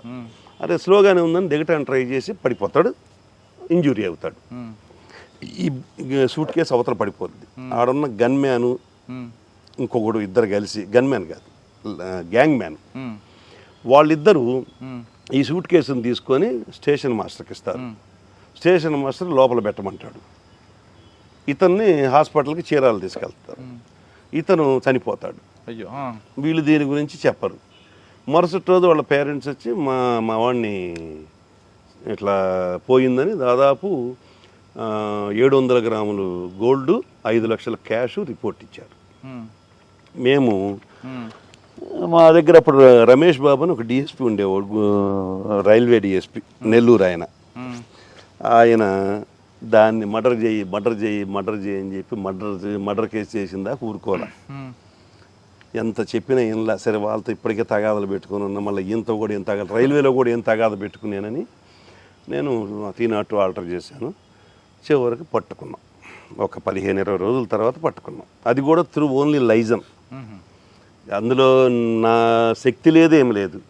ఒక అడ్వకేట్ నాకు మంచి ఫ్రెండ్, అడ్వకేట్ ఫోన్ చేసి అడిగాడు, ఏందన్నా అంత లేదంటున్నాయి బంగారం, 700 లేదంటున్నాయి అన్నాడు. ఎంతో కొంత 300 200 ముందు 300 ఉన్నంతకు తీసుకొని నా దగ్గర రా అన్న. తీసుకొని రావటం ఏందన్నాడు, నా తెలుసులేనా నీ దగ్గరికి వచ్చాడు, వాడు పలానా వాడు లేనా అన్న ఊరక. అన్న నువ్వు సామాన్యుడు కాదన్నా అంటే తెలిసిపోయింది. నేను వాళ్ళని పట్టుకొని వాడు ఏమీ లేదు ఇదే ఉందని చెప్పారు. తర్వాత చివరికి మొత్తం 1200 గ్రాములు 1300 గ్రాములు రికవరీ చేశాను సార్. అంటే స్టేషన్ మాస్టర్ ఇచ్చాడు కదా, స్టేషన్ మాస్టర్ పంచుకున్నారు సార్ ముగ్గురు. ఇక ఇటు చనిపోయాడు కదా. జనరల్గా రైల్వేలో ఏంటంటే ఎక్కడి నుంచో వచ్చి పడిపోతుంటారు, వీళ్ళ ఆనవాళ్ళు కనుక్కునేటప్పటికే సంవత్సరాలు అయింది. ఇక దీని గురించి ఎవడు కనుక్కుంటాడు? గ్యాంగ్ మ్యాన్ తీసుకెళ్ళి ఇవ్వటం కరెక్టే, వాళ్ళ ముగ్గురు పంచుకోవటం కరెక్టే. ఎవరు ముగ్గురు? స్టేషన్ మాస్టరు ఈ ఇద్దరు, ఎవరైతే ఫస్ట్ ఇద్దరు ఉన్నారు గ్యాంగ్ మ్యాన్, ఇంకొకరు. బంగారం ఉందని ఓపెన్ చేసి చూసారా వీళ్ళు? అక్కడే కనపడింది సార్, కింద పడిపోయి. వాళ్ళు మళ్ళీ జాగ్రత్తగా తీసుకొని పోయారు. నాకు అక్కడ ఎవరు చెప్పారంటే, సార్ మేము చూసాము సూట్ కేసు వాళ్ళు తీసుకెళ్ళడం చూసాము అనగానే వీళ్ళని పట్టుకుంటే మాకు తెలియదు అన్నారు. ఫస్ట్ అప్పటికి మాకు తెలియదు అన్నారు. తర్వాత మనం ఈ నా లైజన్ ద్వారా వచ్చింది. సరే రికవరీ చేసిన తర్వాత మీరు నమ్మరు సార్, నాకు నరకం కనపడింది ఆయన దగ్గర. డిఎస్పీ 1300 గ్రాములు కదా, 700 గ్రాములే కదా రికార్డు. మిగతా 500 సంగతి 600 సంగతి ఏందంటున్నా. నేను దాని వాళ్ళని కూర్చోబెట్టిందే దానికే సార్, మనం కూడా ఆడ కూర్చోవాలా అని నేను యాక్సెప్ట్ చేయలే. అతను నా క్యారెక్టర్ని ఫెడిల్ చేయటం బిగిన్ చేశాడు. ఎస్పీ గారు నీ మీద అనుమానిస్తున్నాడు. అప్పుడు ప్రభాకర్ రావు గారు, మాకు రైల్వే ఎస్పీ ప్రభాకర్ రావు గారు రిటైర్ అయిపోయారు. ఆయన పెద్ద మనిషి. ఎస్పీ గారు నిన్ను ఇట్ట అంటున్నాడు, అట్ట అంటున్నాడు, అసలు నీ మీద చాలా ఇదిగా ఉంది. ప్రతిరోజు ఉదయం ఫోన్ చేయటం ఈ మాట అన్నాడు. నాకు కడుపులో కాలి. ఇంకొకటి ఏంటంటే ఈ రికవరీ అప్పుడు అంతా ఆయన సమక్షంలోనే చేశాను సార్. నేను ఇప్పటికీ రికవరీ వస్తువు ముట్టుకోను సార్. ఇప్పటికీ సిఐలు వాళ్ళు చేయాల్సిందే, లేదంటే ఆ పక్కన ఉన్న కాన్షియస్ ముట్టుకోవాల్సిందే, నేను ముట్టుకోను. ఎందుకో మరి నాకు మొదటి నుంచి. మీరేగా సార్ మొత్తం చూసింది, నేనేం చేశాను నువ్వు చెప్పాలి కదా అంట. అతని బాధ అంతా ఇది కాదు, ఇది. అరే నేను ఎస్పీ గారికి డైరెక్ట్గా ఫోన్ చేశాను సార్. మాకు అక్కడ ఓన్లీ డిఎస్పీలే మాట్లాడతారు, ఎస్పీతో రేర్ మేము మాట్లాడతాం. నేను ఫోన్ చేసి సార్ కొద్దిగా బాధగా ఉంది, ఏదన్నా కేసు ఎవరికైనా ఇచ్చేయండి సార్ అంటే, లేదు నాకు కూడా ఇదే గోలా అని, లేదని నువ్వు బాగా చేస్తున్నావు, గో హెడ్ అన్నాడు. తర్వాత ఇక నేను అతన్ని అన్న మాటలు అసలు వర్ణించరాని సార్, వర్ణించరాని. నాకు చిన్నప్పటి నుంచి వచ్చినవన్నీ వాడేసా, అన్ని వాడేసా, ఒకే లాంగ్వేజ్ వాడా, నాకు వచ్చిన లాంగ్వేజ్. అసలు ఒకటి కాదు సార్, ఎందుకంటే నా క్యారెక్టర్ని బ్యాడ్ చేసి నా బాధ అది. లకారమే అసలు నేను అనుకోవాలి ఆఫీసర్ దాన్ని. కానీ తప్పు కదండి, డిసిప్లిన్ డిపార్ట్మెంట్ తిట్టకూడదు కదా సార్. నువ్వు దొంగవి అని నన్ను అంటా ఉంటే, నువ్వు ఉండి నువ్వు దొంగవి అంట, ఎస్పీ గారు నేను దొంగ అంటున్నారు అంటే, అదే ఎస్పీ గారు నాకు సంబంధం లేదయ్యా అంటే, ఇక నాకు అంతకన్నా ఛాన్స్ ఏంటి సార్ చెప్పండి. ఇది చాలా మందికి రాదు అవకాశం, దేవుడు నాకు కల్పించాడు. నేను అంటే మీ గురుగారు కూడా అదే, మా గురుగారు కూడా అదే, మా గురుగారు మర్యాదగా మాడతాడు, నేను ఆ రోజు మర్యాద తప్పే. మీ గురుగారు ఒక సీనియర్ కొట్టాడుగా మరి. అయినా సరే నేను నా బాధ అది కదా సార్. సరే వీళ్ళిద్దరిని అరెస్ట్ చేశారా? ఎవరిద్దరిని? స్టేషన్ మాస్టర్ని మొత్తాన్ని అరెస్ట్ చేసి రిమాండ్ పంపించాం సార్. ఆ టైంలోనే అది దాదాపు 50 లక్షల వర్త్ సార్. స్టేట్లో రైల్వేలో టాప్ కేసు. సార్ అక్కడ ఒక బంగారం తీసుకెళ్తున్నారని రైల్వే కానిస్టేబుల్ వీళ్ళందరూ ఒక గ్యాంగ్ ఫామ్ అయ్యి అది కావాలి సార్, అది జరిగింది, అది కావాలి. ఒక అడిషనల్ ఎస్పీ గారు సస్పెండ్ అయ్యారు, అది కావాలి. మీది కాదు, నాది కాదు, అది కావాలి. కేసు ఐడియా ఉందా? ఐడియా ఉంది నాకు. ఆయన అదేంటంటే మన మార్కాపూర్ ఓఎస్డి గారి దగ్గర గన్మెన్లు ఉంటారు. వీళ్ళిద్దరు కావల్లో ఎక్కువ ఉంటుంటారు, వాళ్ళ నేటివ్ కావల్లో ఒకరిని ఫాలో అయ్యారు. ఏది బంగారం వ్యాపారిని, వాడు డబ్బు తీసుకెళ్తుంటాడు. అతన్ని ట్రైన్లో వీళ్ళు ఇంటర్సెప్ట్ చేసి పోలీసులు అని చెప్పేసి అది తీసుకొని వెళ్తారు, గన్ చూపించి. వాళ్ళు మళ్ళీ దిగి ఒకసాట పారిపోతుంటే వెంటనే తెలిసిపోద్ది. అప్పుడు కావలి సిఐ వాళ్ళందరూ వీళ్ళందరినీ స్పాట్లోనే పట్టుకుంటారు. పట్టుకుంటే అప్పుడు అడిషనల్ ఎస్పీ గారు ఆఫీసర్కి ఫోన్ చేస్తాడు.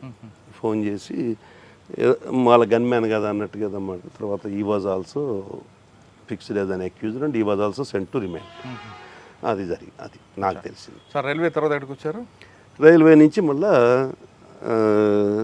ఇంకొక దురదృష్టమైన ప్లేస్ చీరాల ఆమంచ కృష్ణమోహన్ గారు నేను నాకు ఒక గత 8-9 ఏళ్ళుగా మేము మాట్లాడుకుంటూ ఉంటాం బాగా. ఆయన అంటే కొద్దిగా నేను పాజిటివ్గానే ఉండేవాడిని, ఆయన నన్ను పాజిటివ్గానే చూసేవాడు. ఆయన నన్ను బలవంతంగా చీరాల వేయించుకోగానే దురదృష్టకరమైన సంఘటన, పోలీస్ స్టేషన్ ముందు ఒక ఇష్యూ జరిగిందిగా, ఒక అతన్ని కొట్టడం వాళ్ళ బ్రదర్. దానిలో నేను కేసు కట్టాను, యాజ్ పర్ మెరిట్స్ చేశాను. తర్వాత ఈయనకెందుకో నేను నచ్చల, ఆయనకు అనుకూలంగా జరగట్ల. నేను అప్పటికి ఒకసారి చెప్పా, సార్ నేను వెళ్ళిపోతాను, మీరేమన్నా వేసుకోండి అని. లేదు మీరు ఉండాల్సిందే, మీరు స్ట్రైట్ ఫార్వర్డ్ అన్నంత మాట ఇదిగా లేకుండా. తర్వాత again I was kept under suspension for second time. ఏ ఇష్యూలో? అదే సీసీ కెమెరాలు, చీరాలలో సీసీ కెమెరాలు పెట్టి సీసీ కెమెరాలతో ఉద్యోగం చేసేవాడిని నేను. పబ్లిక్ 35 కెమెరాలు, సుమారు 7-8 లక్షల రూపాయలు పబ్లిక్ డైరెక్ట్గా సీసీ కెమెరాల కంపెనీలకే డబ్బులు పంపించేటట్టు చేసి టౌన్లో అరేంజ్ చేశారు. అప్పటికి ఈ సీసీ కెమెరా కల్చర్ రాలా ఇంకా. నేను ఫస్ట్ అది చెప్పాను కదా సార్, మన ఈ అతి తెలివే మనకు కొడుతుందని. అయితే సీసీ కెమెరా డబ్బులు తిన్నారని సస్పెండ్ దానిలో తిన్నారని కూడా కాదు సార్, దానిలో గొప్ప రిపోర్ట్ అది. ఒక అతన్ని పీటీజెడ్ కెమెరాలు 4 అడుగుతా, ఒక్కొక్కటి ఈచ్ కాస్ట్ 75,000, అంటే 3 లక్షలు. ఈ 3 లక్షలు నేను అడుగుతాను, ఆయన ఇస్తానన్నాడు, ఆయన కొన్నాడు, కానీ మాకు ఇవ్వాల. నేను మళ్ళీ ఆయన అడగల. ఈ 3 లక్షల రూపాయల కెమెరాలు ఈ గొడవంతా సద్దుమణిగిన తర్వాత నేను అమ్ముకొని 3 లక్షలు గెయిన్ ఇవ్వాలనేది రిపోర్ట్. అసలు నేను రెండోసారి చచ్చిపోవాలా, ఒకసారి పొదిల్లో చనిపోవాలా, రెండోసారి చీరాల్లో చనిపోవాలా. అదృష్టవశాత్తు నా సర్కిల్ కానీ పబ్లిక్ కానీ నా మీద ఆ ముద్ర నమ్మలేదు కాబట్టి నేను సొసైటీలో చాలా హ్యాపీగా గడిపా. అప్పుడెవరు మీకు కాపాడారు రెండోసారి? నన్ను నేనే కాపాడుకున్నా, మా గురువు గారు కాపాడారు పొద్దున్న సెకండ్ టైం. అంతే, ఉద్యోగి గారు మేమిద్దరం ఇంకెందుకంటే నాకు ఒకసారి ఎక్స్పీరియన్స్ వచ్చేసింది కదా. రెండోసారి నేను ఇక మళ్ళీ పోయి నన్ను రిలీవ్ చేయమని అడిగేది లేదు, నాదంతా పేపరే సార్. పోవటాలు అడుక్కోవటాలు లేవు, ఎందుకంటే మీరే చేసి మిమ్మల్ని నేనేం అడుక్కునేని, మీరు చేశారు. నేను మిమ్మల్ని దగ్గరికి వచ్చి ఎన్ని అడుక్కుంటే మాత్రం ఉపయోగం ఏముంది? పై వాళ్ళేమో దొంగలాగా చూస్తారు నన్ను. సరే, రెండోసారి సస్పెండ్ అయ్యారు, మళ్ళీ ఎప్పుడు రిలీవ్ అయ్యారు? 6 నెలల తర్వాత. 6 నెలల తర్వాత నన్ను రిలీవ్ చేసి మళ్ళీ విఆర్ ఒక 7-8 నెలలు ఉంటాం. తర్వాత కందుకూరు నేను ప్రిఫర్ చేశాం, ఎందుకంటే దీనిలో ఉండి మళ్ళీ మెయిన్ లేనికి రాకపోతే సొసైటీ మర్చిపోద్ది సార్, మమ్మల్ని ఖచ్చితంగా మర్చిపోద్ది. అదే నేను సరే అప్పుడేదో కందుకూరు ఎమ్మెల్యే గారు నన్ను ప్రిఫర్ చేశారు, ఆయన ఏదో అడిగారు. నేను వెళ్తే గోపాలరావు గారు రిటైర్ అయి ఉన్నారు, పెద్ద మనిషి, పెద్ద ఆయన. తెలుసు. ఇప్పటికే 2 ఏదో పనులు చేసావు, 3వ ఏదో పని చేయడానికి నిన్ను పంపాలా అన్నారు. తప్పు కదా సార్ అంటే, అయితే మీరు నన్ను ఎదవనని డిసైడ్ చేశారా సార్, ఇంకా మీకెందుకు సార్ చెప్పుకోవటం, నమస్కారం అని వెనక్కి తిరిగా. ఏం చెప్తావేంది అన్న. 2 నిమిషాలు టైం ఇస్తే చెప్తాను సార్ అన్న. చెప్పు ఏం చెబుతావు అని. మళ్ళీ నా దగ్గర ఎప్పుడు రికార్డు ఉంటుంది సార్, చెప్పా కదా, రికార్డు ఇచ్చా. ఈ 3 చదివితే మీకు అర్థమైంది సార్ అన్న. ఆయనకి ఇచ్చినట్టే.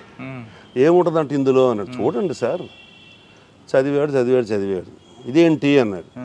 అందులో ఏం లేదు సార్, ఆ రిపోర్ట్లో నేను మీకు ఆల్రెడీ నా మీద ఒక అనానిమస్ పిటిషన్ వచ్చింది, అది పెట్టింది ఎవడైతే మా బ్యాచ్మేట్ ఉన్నాడో వాడే పెట్టింది, తిరుమల అని చెప్పాను, అతను పెట్టించింది. అది తెలుసు మాకు. Anonymous petition cannot be enquired as per vigilance commission report ఉంది, ఇందులో సర్క్యులర్ ఉంది. దాని మీద ఆల్రెడీ మా డిఎస్పీ, దర్శి డిఎస్పీ ఎంక్వైరీ చేసి నాట్ ప్రూవ్డ్ అని చెప్పి రాసింది. నన్ను ఈ సివిల్ మ్యాటర్లో నా మీద ఏదో ఒకటి చేయాలి కదా, ఆ పిటిషన్ని మళ్ళీ బయటకు తీసి దాని మీద ప్రజెంట్ ఉన్న డిఎస్పీతో మళ్ళీ రాయించుకొని నన్ను సస్పెండ్ చేశారు. చదివాక ఏమన్నాడు గోపాలరావు గారు? ఇంకే అనేది ఏం లేదు, మరి చీరాలది ఏంది అని అడిగారు. అంటే 50% తగ్గింది పోయింది సార్కి, ఇదేదో పర్వాలేదు అని. అదేందన్నా దాన్ని చూపించా, ఇదిగోండి సార్ రాసిన రిపోర్ట్లో నేను తిన్నానన్న అమౌంట్ ఇదిగోండి సార్, ఫ్యూచర్లో అంట సార్, ఇప్పుడు కాదంట సార్ అని. సరే చూసి సరే చూస్తాలే పో అన్నారు. తర్వాత మళ్ళీ ½ అవర్ తర్వాత మళ్ళీ పిలిచి సరే ఇస్తాలే అని చెప్పాను. తర్వాత ఒక 10 రోజులకి కందుకూరు వచ్చింది. కందుకూరు నుంచి మళ్ళీ మెయిన్ లైన్కి వచ్చేసా. మెయిన్ లైన్కి వచ్చిన తర్వాత మనకి ఎక్కడికి పోయినా మనకు ఒకటి ఉంటుంది కదా సార్, నా సర్కిల్లో ఒక లాకప్ డెత్ లోపాడు. లాకప్ డెత్ అంటే అతన్ని తీసుకొని వస్తుంటే హార్ట్ స్ట్రోక్ వచ్చింది. Custodial death. మా ఎస్ఐ తీసుకొని వస్తుంటే స్ట్రోక్ వస్తుంది, ఇమీడియట్ హాస్పిటల్ తీసుకెళ్తాడు. నేను అప్పుడు సెలవులో ఉన్నా. అప్పుడు సత్యేష్ బాబు గారు, ఈ హెల్ప్డ్ మీ అలాట్. సత్యేష్ బాబు గారు కూడా ఆ రోజున అది యాజ్ పర్ మెరిట్స్ ప్రకారంగానే పోయింది. అతను ఒక మంచి దొంగ, అతను చనిపోవడం. ఆ తర్వాత అదొకటి అయింది. అంటే ఎక్కడున్నా ఏదో ఒకటి సుఖంగా అయితే ఉండే పరిస్థితి లేదు. ఈడ కొద్దిగా ప్రశాంతంగానే ఉన్నాను. అక్కడి నుంచి ఎక్కడికొచ్చారు? ప్రమోషన్ వచ్చిందా? అక్కడి నుంచి సార్ కందుకూరు నుంచి మళ్ళీ 2019 ఎలక్షన్స్కి మళ్ళీ నన్ను లేపారు సార్. అప్పుడు కోయ ప్రవీణ్ సార్ ఎస్పీ, నేను ఎస్బీ సార్ దగ్గర. ఎస్బీ అక్కడ సారు 2 months 47 రోజులు 48 రోజులు ఉన్నారు సార్. ఎలక్షన్ ముందు 2 రోజుల ముందు సారు నేను ట్రాన్స్ఫర్ చేశారు. తర్వాత సిద్ధార్థ కౌశల్ గారు, సిద్ధార్థ కౌశల్తో 2 సంవత్సరాలు పనిచేశాను, 2.5 సంవత్సరాలు చేశాను. SB. ఇంకా నేను ఆయన దగ్గర కొంతకాలం తర్వాత కనిగిరి సిద్ధార్థ కౌశల్ గారు నన్ను కనిగిరి పంపించారు. అచ్చా. ఆయనే కనిగిరి పోయిన తర్వాత కనిగిరిలో కూడా దగ్గర 1.5 years చేశాను సార్. కరోనా టైం సగం అక్కడ కనిగిరి అయిపోయింది. కనిగిరి నుంచి మళ్ళా విఆర్ తర్వాత మళ్ళీ ఎస్బి, అప్పుడు మల్లికా గారికి మేడం. ఎస్బిలో 1 నెల ఉన్నాను, మళ్ళీ ఎస్బి నుంచి లేపి మళ్ళీ విఆర్ అయిన తర్వాత మల్లికా గారికి మేడం టైంలోనే సిసిఎస్ అన్అఫిషియల్గా సిసిఎస్లో చేసేవాడిని. సిసిఎస్లో కూడా నేను ఏడున్నా ఏదో ఒక రికవరీ ఉంటానే ఉంటుంది నాది. అంత మేజర్ రికవరీలు కాదు కానీ కొద్దిగా గట్టిగానే పట్టుకునేవాడిని దొంగల్ని. అక్కడి నుంచి అయిపోయిన తర్వాత సిసిఎస్ అయిపోయిన తర్వాత డిటీసీకి శాలరీ పోస్ట్ కావాలిగా, డిటీసీ సార్, డిటీసీకి వెళ్ళి ఒంగోలు డిటీసీ కొన్నాళ్ళు అయిన తర్వాత నెల్లూరు డిటీసీలో ఒక 8 నెలలు చేశాను. 8 నెలలు అయిపోయిన తర్వాత అక్కడి నుంచి మళ్ళీ ఒంగోలు డిటీసీలో 1 నెల ఉన్నాను. వేమూరు సిఐగా వెళ్ళా. వేమూరు సిఐగా గుంటూరు జిల్లా, అప్పుడు బాపట్ల జిల్లా కింద. అప్పుడు ఒకుల్ జిందాల్ ఎస్పీ గారు, ఆయన ఈజ్ అ నైస్ మ్యాన్. అక్కడికి వెళ్ళాను. అక్కడి నుంచి ఇక November 23rd నాకు డిఎస్పీ ప్రమోషన్ వచ్చింది. యాక్చువల్గా 2014లో రావాలి నాకు డిఎస్పీ ప్రమోషన్. 2023 November వచ్చింది. ఓకే. డిఎస్పీ రాగానే vigilance, Ongole vigilance sir. Okay. Ongole విజిలెన్స్లో 1 year చేశా. ఆ తర్వాత మళ్ళీ ఇక్కడికి వచ్చాను సార్. మొత్తం మీద లెక్కేసుకుంటే 42-43 ఉంటాయి సార్ పోస్ట్. అయితే major portion 99% officers posting sir. ఇది 1-2 పొలిటికల్. సార్ ఇక్కడికి వచ్చేసరికి ఎన్ని సంవత్సరం అవుతుందా? సంవత్సరంన్నర అవుతుంది సార్.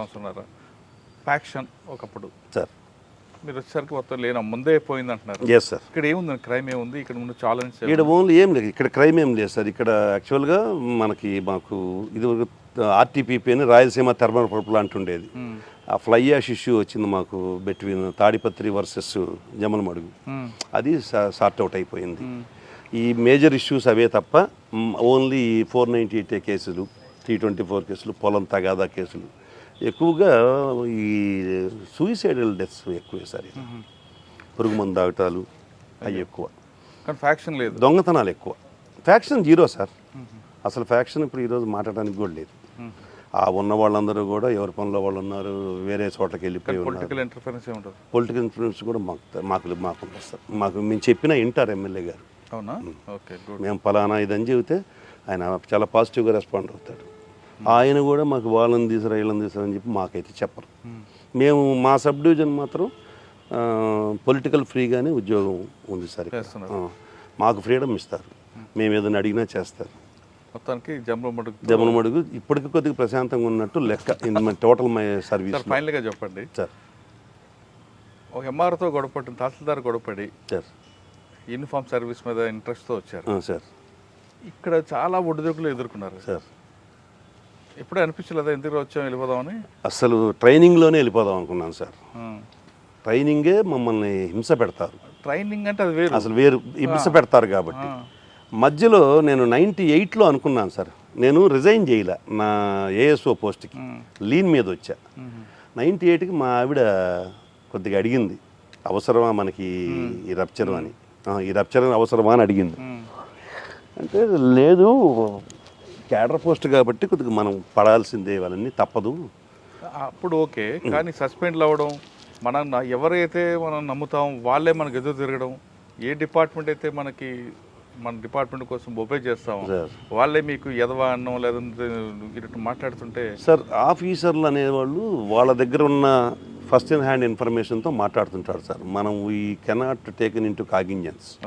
ఎప్పుడు కూడా ఆయనకి పూర్తిగా మన గురించి ఆఫీసర్స్కి కొంతే తెలుస్తారు. వెంకటేశ్వర పలాన్సీ సస్పెండ్ అయ్యాడు, ఆ యాంగిల్లోనే మాట్లాడతారు. అందుకే నేను ఫస్టే చెప్పాను, వన్స్ సస్పెండెడ్ అంటే సస్పెండెడ్ ఆఫీసర్ కానీ చూస్తారు లైఫ్ లాంగ్.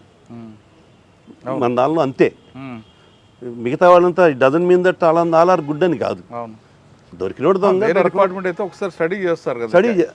కానీ వాళ్ళకి అంత సమయం ఉండదు సార్. మనం అనుకోవటం కాదు, మన గురించి ఆలోచించేంత ఉండదు. బట్ మనం పోయినప్పుడు చాలామంది మాట్లాడటం చేతగాక మాట్లాడటానికి భయపడి చెప్తే వింటారు సార్ ఆఫీసర్లు. మేము చాలామంది దగ్గర ఉన్నా చెప్తే వింటారు. ఇప్పుడు మమ్మల్ని దగ్గరికి తీసుకున్న ఆఫీసర్ నా ఐపీఎస్లో నాకు పోస్టింగ్స్ అన్నీ, మరి వాళ్ళందరూ ఎలా తీసుకున్నారు? వాళ్ళ దగ్గర చేశాం కాబట్టి వాళ్ళకి ఫలానా తెలుసు. చెయ్యని ఆఫీసర్ వస్తారు తెలియక అనుకుంటారు. వాళ్ళు అన్నారని మనం బాధపడాల్సిన పని లేదు సార్. అయితే దాన్ని మనం కాంట్రడిక్ట్ చేయగలగాలంటున్నాను. అదే చెప్పానే సార్, గోపాలరావు గారు 2 ఏదో పనులు చేసామన్నారు. నేను చెప్పిన తర్వాత నేను మరి మీ సీట్లో ఉన్న వాళ్ళని కామెంట్ చేయాలి సార్, నేను ఎట్లా చేస్తాను సార్ అన్న.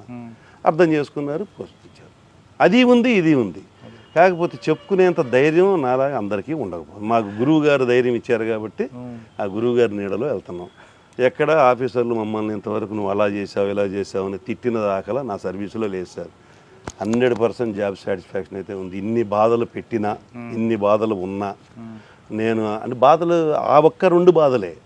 మిగతా డిపార్ట్మెంటల్గా డిఎస్పీతో 2 సంవత్సరాలు 2 నెలలు మాట్లాడకుండా ఉద్యోగం చేశానంటే ఒంగోలు హెడ్ క్వార్టర్స్లో ఆషామాషిగా ఎట్లా పడితే అట్లా చేస్తే ఒప్పుకుంటారా సార్ ఆఫీసర్లు? ఎస్పీ గారు ఏమలేదా ఎందుకు మాట్లాడాలి డిఎస్పీతో? ఎస్పీ గారు నాకు ఫుల్ ఆయన చెప్పారు కదా, ఏది ఉంటే అది మనం ఇతను తప్పేం లేదనుకున్నాడు నాకు.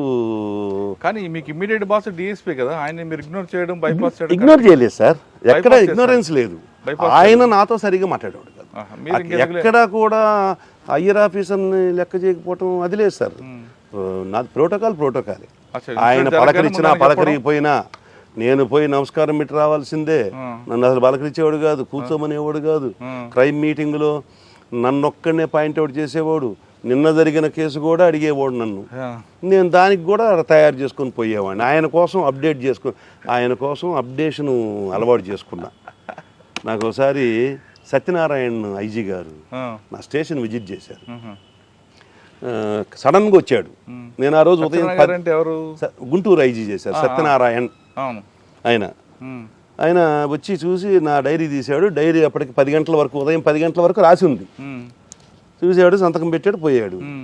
ఇంకొక పోలీస్ స్టేషన్లో, ఐ డోంట్ నేమ్ ఇట్, ఇంకో పోలీస్ స్టేషన్కి వెళ్ళాడు. 15 రోజులు డైరీ రాయలా. క్రైమ్ మీటింగ్ పెట్టాడు మాకు. అందరిని పిలిచి నీ క్రైమ్ ఎంత అని అడిగాడు నన్ను. ఇయర్లీ 500-600 ఉంటుంది సార్ అన్న. అతను లేపి నీ క్రైమ్ ఎంత అన్నాడు. What great thing you are doing. 600 crime ఉన్న అతను డైరీ అప్డేట్గా రాశాడు, నువ్వేమో 15 రోజులు డైరీ లేదు. అతనికి రీజన్స్ ఉన్నాయి. అంటే చెప్తున్నా, రికార్డ్ అప్డేషన్ అనేది చాలా బాగుండేది. మనీష్ కుమార్ సిన్హా ఏఎస్పీగా చేసేటప్పుడు ఫస్ట్ ఆయనకి నాకు టర్మ్స్ లేవు. సారు మిస్రిప్రజెంట్ చేసుకున్నారు. అందరు ఆఫీసర్లు సార్ ఆ టెంపరీగా కాసేపు ఉన్న తర్వాత ఆఫీసర్లు మంచోళ్ళు సార్. అంతే. అంటే మీ గురించి పూర్తి తెలుసున్నాక రియలైజ్ అవుతారు మాకు జరిగింది అది. అలా జరిగింది అన్నమాట. సరే, ఇప్పుడు ఈ డిపార్ట్మెంట్ గురించి మీరు పూర్తి స్టడీ చేస్తారు. ఈ డిపార్ట్మెంట్లో రావాలనుకున్న వారికి మీరు ఇచ్చే మెసేజ్ ఏంటి సార్? ఇప్పుడున్న పరిస్థితుల్లో ఎట్టి పరిస్థితుల్లో ఈ job is a very good job sir. 10 మందికి సాయం చేయగలిగే జాబ్, మనము సెల్ఫ్ సాటిస్ఫాక్షన్ ఇచ్చే జాబ్ సార్ ఇది. అయితే ఇప్పుడున్న పరిస్థితుల్లో ఎంతవరకు వాళ్ళు చేయగలరు ఏందనేది అది మీ నిర్ణయానికే వదిలేస్తున్నాను. నేనైతే జాబ్ని తప్పుపట్టను, డిపార్ట్మెంట్ తప్పుపట్టను. అందరూ గుడ్ ఆఫీసర్స్ రమ్మటారు. 100% రావాల్సిందే. ఎవరు రాకపోతే వ్యవస్థ పోద్ది సార్. ప్రజలకి సేవ చేయాలంటే the best platform police department అంటున్నారు వెంకటేశ్వర గారు. ఆయన ఈ డిపార్ట్మెంట్లో చాలా ఒడిదుడుకులు చూసినా ఇంకా డిపార్ట్మెంట్ ఆయనకి చాలా గుర్తింపు ఇచ్చింది కాబట్టి డిపార్ట్మెంట్ని మాత్రం ఎటువంటి పరిస్థితుల్లో ఒక మాట పడినవని అంటున్నారు. ప్రజలకి మంచి సేవ చేయొచ్చు, మిగతా డిపార్ట్మెంట్ కన్నా పోలీస్ డిపార్ట్మెంట్లో ఎక్కువ సేవ చేయొచ్చు కాబట్టి ప్రతి ఒక్కరు కూడా పోలీస్ డిపార్ట్మెంట్ రండి, సొసైటీ కోసం పనిచేయండి అంటూ అతను చెప్తున్నారు. ఇది వారం వెంకటేశ్వర గారితో ఎక్స్క్లూజివ్ ఇంటర్వ్యూ. వచ్చే వారం మరొక ఇస్తాం, మళ్ళీ కలుద్దాం. అంతకు నమస్తే. Thank you very much. Thank you sir.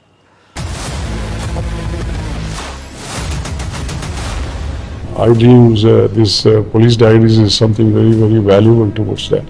I must really appreciate Murali, your insights.